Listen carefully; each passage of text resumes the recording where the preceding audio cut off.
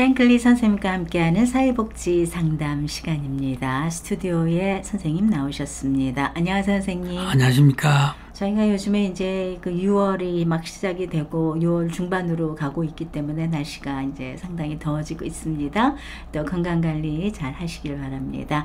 오늘도 이렇게 이제 편지가 와 있는데 프랭크 선생님이 이렇게 방송에 다시 복귀하셨잖아요. 그랬더니 너무나 많은 분들이 기다렸다고 전화도 많이 오고 굉장히 좋아하세요. 그래서 선생님께서 좀 더 하여튼 계속해서 저희 AWS에 함께 청취자분들을 만나시기를 바라는 마음입니다. 제가 첫 번째 편지 소개하겠습니다. 네. 뉴저지에 사는 시민권자로 80대 부부입니다. 자택을 갖고 있으며 아내가 지병으로 2년 전부터 메디케이드로 홈케어를 받고 있습니다.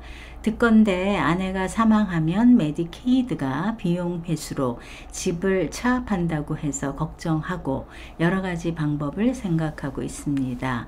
자세한 내용을 알고 싶습니다. 이런 내용이네요. 네, 여기서 이제 메디케이드 케이스인데요. 네.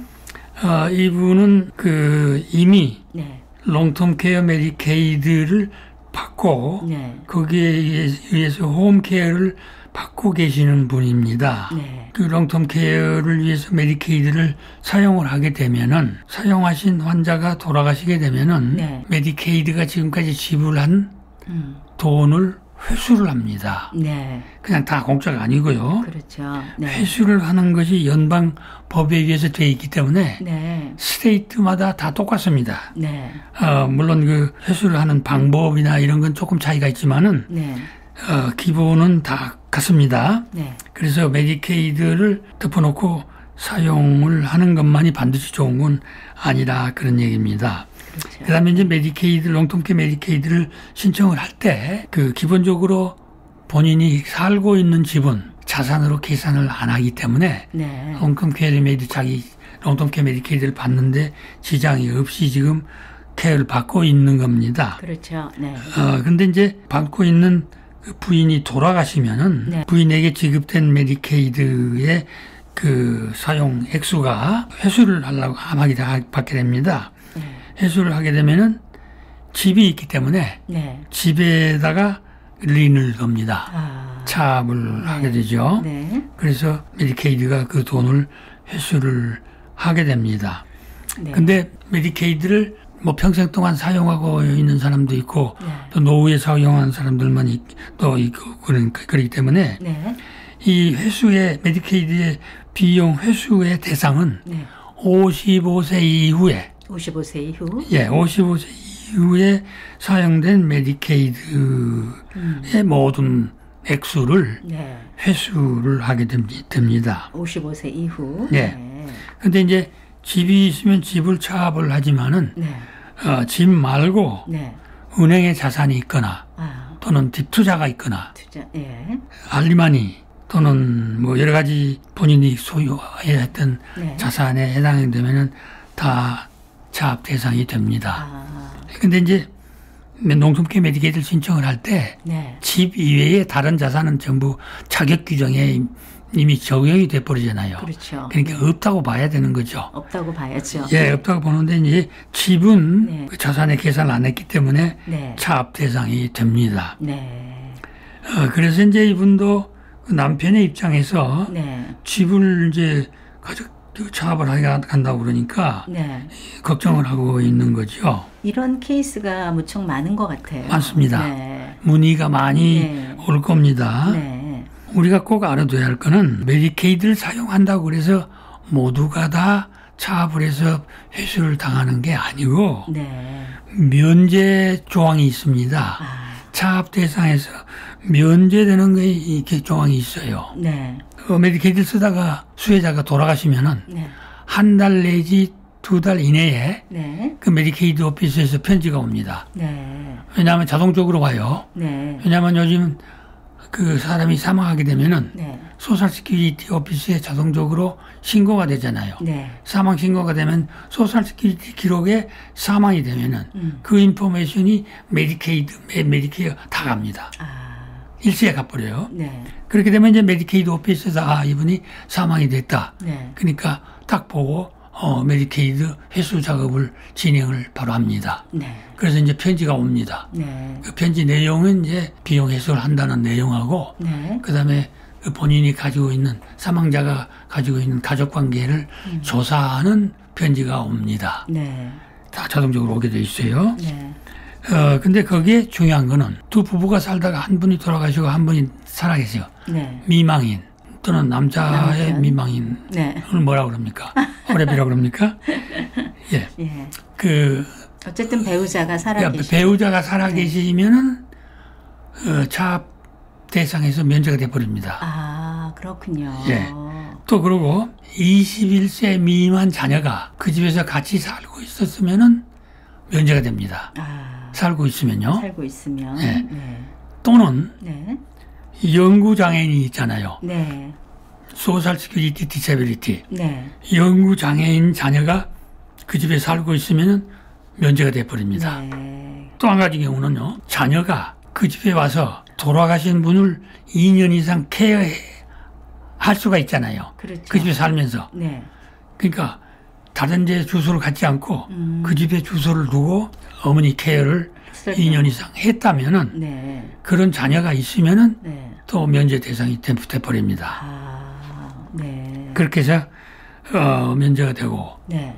그 다음에 메디케이드에서 회수해야 할 돈의 액수가 메디케이드에서 법적 수속을 진행한 진행료 있잖아요. 네. 법률 소요 경비. 네. 그거하고 미달이 되면은 포기를 해버립니다. 아, 그래요? 예. 그 돈이 이제 안 될 때는. 예, 안 될 때는 포기를 해버립니다. 그렇군요. 예. 또 한 가지는 사람이 돌아가시고 나서 메디케이드가 비용 회수를 할 때 그 네. 액션을 네. 1년 이내에 해야 됩니다. 1년 이내에. 1년 이내. 1년이 운오다가 지나가 버리면 네. 또 회수를 못하게 됩니다. 아.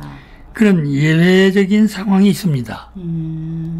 그러니까 덮어놓고 그냥 회수 당한다고 걱정할 필요는 없는 거죠. 네. 그 사망 후에 네. 사망 신고가 되면 메디케이드에서 오는 편지 내용이 네. 이런 내용을 다 조사하는 내용의 편지입니다. 아. 그때 이제 자세하게 대답을 해주면은 네. 홀드가 되는데, 만약에 부부 중에 한 분이만 그 집에 살다가 네. 나머지 살아계신 분이 있잖아요. 네. 살아계신 분이 맞아 돌아가신다. 그렇게 되면은 부인이 쓰고 간 메디케이드의 회수 작업이 시작됩니다. 아, 그래요? 그렇습니다. 또는 21세 미만의 자녀가 있으면은 면제된다고 그랬잖아요. 네. 그 자녀가 21세를 벗어나고 네. 22살이 됐다, 23살이 됐든지 네. 이렇게 되면 또 회수의 작업이 시작이 됩니다. 예.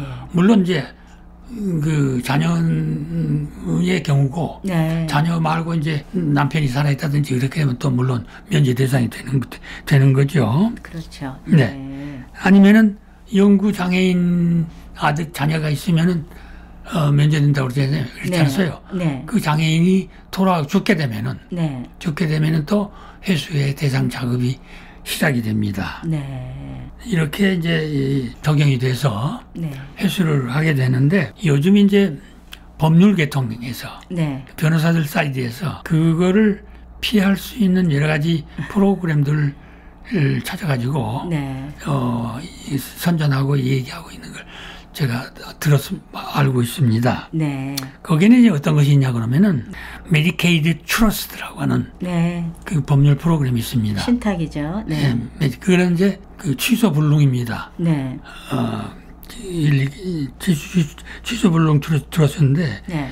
그거를 하든지, 네. 아니면 리빙 트러스트라고 있습니다. 네. 리빙 트러스트는 그 취소가 가능한 건데, 네. 그거라든지, 아니면은 라이프 에스테이트. 라이프 에스테이트. 라이프 에스테이트가 법률적으로 네. 보호를 받을 수 있는 법률 프로그램입니다. 네. 근데 이거를 변호사들한테 사자 상의해 놔두는 것도 괜찮습니다. 네. 네, 장단점을 다 고려하시고요. 네. 네. 자, 그 메디케이드를 갖고 계셔서 사시는 동안 아프셨을 때 이제 여러 가지 그 메디케이드로 치료를 받으셨던 분들이 사망을 했을 경우에 그 남아있던 배우자 혹은 갖고 계시던 집 수업에 대한 비용 해수가 들어가는 문제에 대해서 저희가 오늘 얘기를 해봤어요. 이것과 관련해서 여러분이 더 궁금한 점이 있거나 아니면은 개개인에 맞춘 또 어떤 사정들이 다 있을 수 있어서요. 그런 분들 저희가 상담해 드립니다. 프랭클리 선생님과 직접 상담하기를 원하시는 분들이나 또는 저희 상주하는 직원과 상담하기 원하시는 분들은 AWCA로 전화 주시면 되겠습니다. 201-862-1665입니다. AWCA는 뉴저지 버건 카운티 티넥에 위치하고 있고요. 월요일에서 금요일까지 저희가 오전 9시에서 오후 5시까지 오픈하고 있습니다. 이 프로그램은 특별히 상담료를 따로 받지 않고 있습니다. 다만 여러분께서 상담 오셨을 때 뭐 마음이 이렇게 또 원하셔서 주시는 도네이션은 저희가 또 환영하고 있습니다. 프랭크 선생님, 오늘 좋은 말씀 주셔서 고맙습니다. 감사합니다.